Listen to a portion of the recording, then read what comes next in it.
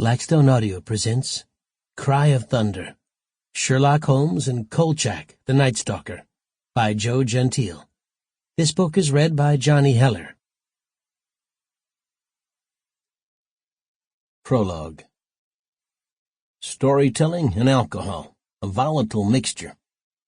In the great American West, tall tales were a common form of entertainment, and people from all walks of life had a tale or two to tell. These stories were often repeated, and many times the teller would embellish the tale with a little more theatrics to appeal to his audience. So that would be one hurdle to overcome if the veracity of a particular yarn were to be investigated. Another hurdle was the liquor. It was cheap and readily available.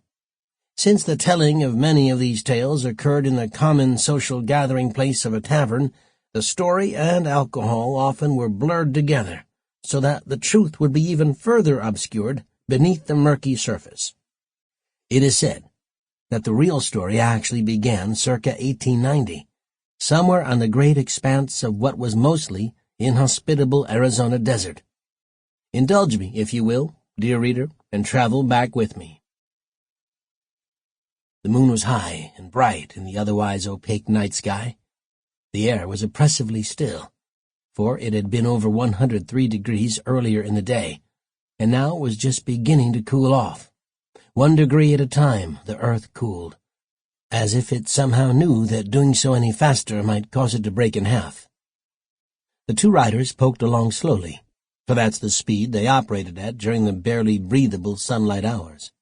Just because it was night didn't mean they would change their ways. Routine was a constant in this arid landscape, and that meant survival. The word cowboy gives off a glamorous, adventuresome connotation that didn't really apply. These two were as far from that ideal as they could be. They wore cowboy hats, sure, but those hats looked as though they had been found under a stampede, all mashed, soiled with dirt and a great deal of sweat.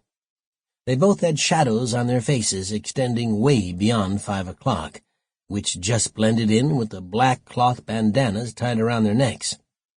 Their tired and hungry horses came with the standard equipment one would expect.